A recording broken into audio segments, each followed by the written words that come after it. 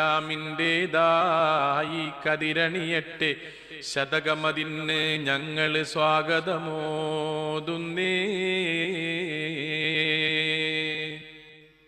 പൊന്നുനബിയുടെ ഹിജ്റ മുതൽക്ക് എണ്ണി വരുന്നീ ശതകങ്ങൾ 14 പിന്നിട്ടു കഴിഞ്ഞ ഗതിവേഗം അറിയും നമ്മൾ. ചിത്തമിരുത്തി ഓർമ്മിക്കാം ഹിജ്റത്തിലടങ്ങിയ പാഠങ്ങൾ. ചിന്ത പുതുക്കാം, മാതൃകയാക്കാം അന്ത്യനബിയുടെ ത്യാഗങ്ങൾ. സാക്ഷാൽ ദീനിന്നിണങ്ങുന്ന മേച്ചിൽ പുറമെന്നറിയുന്ന ദിക്കുമദീനത്തേക്കു ഗമിക്കാൻ മക്കയിൽ നിന്നും ഇറങ്ങി തിരിക്കാൻ മുത്ത് നബി ഇറങ്ങുന്നു. ശത്രു ഭവനം വളയുന്നു. ചോര കുടിക്കണമെന്ന് നുണഞ്ഞ് ഊരിയ വാളുകൾ കയ്യിലണഞ്ഞ് ഗൂഢശ്രമങ്ങൾ ആദരവായ റസൂലലിയോടു പറഞ്ഞു. കൂടെയുണർത്തി ഇവിടെ കിടക്കണം നീ ഇന്ന്.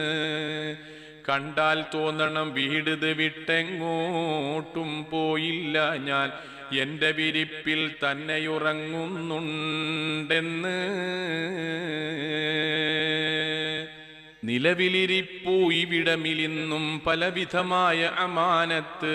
നൽകണം അലിയേ നീ ഇതുവഴി പോൽ ഓർക്കണമെൻ്റെ വസീയത്ത്. ചോദിക്കാനിടയാക്കരുതേ അത് സാധിക്കുക നീ കാലത്ത്. സംഗതികൾ ധരിപ്പിച്ചു തിരുനബി തങ്ങളിറങ്ങിയിരുട്ടത്ത്. യാസീൻ നബി സൂറത്ത് യാസീനോദി പൂറത്ത്. വന്നിടും നേരം ഖുറൈശികളൊക്കെ നിന്നു വെറും പ്രേതങ്ങൾ കണക്കെ. ആരും ഒന്നും അറിഞ്ഞില്ല നേരം തന്നിൽ ബിസ്മില്ല. അത്തലയോരോ നിൽമണ്ണിട്ട് മുത്തുനബി വേഗം സ്ഥലം വിട്ട്. നിശ്ചയം പോലെ റസൂലുള്ളാഹി സിദ്ദീഖിൻ വീട്ടിലണഞ്ഞു. ദക്ഷിണ ഭാഗത്തേക്കൊരുമിച്ച് നീങ്ങുന്നേ.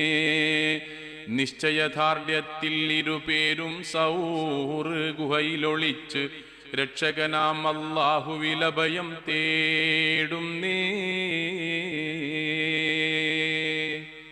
ബന്ധം പുലർത്താനുണ്ട് പുറത്ത് സിദ്ദീഖിൻ മകൻ അബ്ദുള്ള.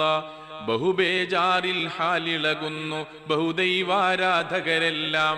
തല നൽകുന്നോർക്കൊരു 100 ഒട്ടകം വില നൽകിയിടാമെന്നുള്ള തലവന്മാരുടെ ഉത്തരവുണ്ടായി. പലരും അത് നേടാനുള്ള മോഹത്തിൽ പലപുറമോടി. ത്വാഹ നബി ഗുഹയിൽ കൂടി. ഒരു ദിവസം അവരതുവഴി വന്നു. പരവശനായി സിദ്ദീഖുരയുന്നു. മുത്തേ ശത്രു വരുന്നല്ലോ, പൊത്തിൽ എത്താനടുത്തല്ലോ. കേട്ടു പറഞ്ഞിടയില്ലവർ കാണാൻ. ലാ തഖഫ് ഇന്നല്ലാഹ മഅനാ. പൊത്തിനകത്തും നോക്കണമെന്നതിനാണവർ വന്നത്. പക്ഷേ എത്തിയ നേരം സംശയമാകെത്തീരുന്നേ. വീടിത് കണ്ടു ഞങ്ങളുടേതാണെന്നൊരു കാട്ടുചിലന്തിയും മാടപ്പിറാവും കൂടിയിരുന്ന് പാടുന്നേ. പൊത്തിലിരുന്ന് നോക്കും നേരം ശത്രുവിൻ കാലുകൾ കാണുന്നേ. പൊണ്ണന്മാർക്കതിലുള്ള രഹസ്യം കണ്ണിൽപ്പെടാതെ കിടക്കുന്നേ. നൂല് സ്വയം പണിയുന്നവനെട്ടു കാലികലാപരമായി തന്നെ. നിർമ്മിച്ചത്ഭുത വലയതു കണ്ട് ദുർമോഹങ്ങൾ മടങ്ങുന്നേ. പാവം പ്രിയ സുഹൃത്ത് പ്രാവും കൂറുകൂറുത്ത്. നിങ്ങളുടെ വലകൾ ആകെ പൊളിഞ്ഞു, ഞങ്ങളിതാ വിജയിച്ചു കഴിഞ്ഞു. അല്ലാഹുവിന്റെ റസൂലിനെ കൊല്ലാൻ തൂനിഞ്ഞ പിശാചിനെ ദുർബലരാമിരു പ്രാണികൾ ചേർന്ന് അത്ഭുതകരമായി ആട്ടിവിടുന്നു. 3 ദിനം തുടരാനിട വന്ന ദാരുണമാം ഗുഹവാസം. തന്നിലവരുടെ പൈതാഹങ്ങൾ തീർക്കുവാൻ മുന്നിട്ടിറങ്ങിയ പെൺകൊടിയാം സിദ്ദീഖിൻ മകൾ അസ്മാബി എന്നും ചരിത്രം തന്നിൽ കിടപ്പുണ്ടോർക്കുവാൻ. എന്തൊരു ത്യാഗം ഭക്ഷണം ബീവി സ്വന്തം തന്നെയൊരുക്കുന്നു. ഏകാകിനിയായി രണ്ടും കൽപ്പിച്ചാകുഹ ലക്ഷ്യം വെക്കുന്നു. തഞ്ചം നോക്കിക്കൊണ്ട സുമാബി സഞ്ചിയുമേന്തി നടക്കുന്നു. ത്വാഹനബിയുടെ തിരുഹലറത്തിൽ ആഹാരം എത്തിക്കുന്നു. 4-ാം ദീനം ഹിജ്റ നാളും ബീവി ഹാജറായി ഭക്ഷണ സഞ്ചിയുമായവർ വന്നു. പക്ഷെ തിരക്കിൽ ചരടുമറന്നു. പട്ട അരയിന്നഴിക്കുന്നു. പെട്ടെന്നതു കീറിപ്പിളർന്ന് തൽക്ഷണമൊരു പൊളി അരയിലണിഞ്ഞു. ഭക്ഷണം മറുപൊളി കൊണ്ടുവരിഞ്ഞു. നിശ്ചിത സമയം വന്നു കഴിഞ്ഞു. വേഗം അസ്മാ നൽകിയ ഭക്ഷണ പൊതിയും കൊണ്ട് പുറത്ത് പോരുന്നേ. നിത്യറഫീഖുകൾ പൊത്തിലൊളിക്കും മുമ്പേ തന്നെയൊരുക്കി നിർത്തിയ വാഹനം രണ്ടും എത്തിച്ചേരുന്നേ.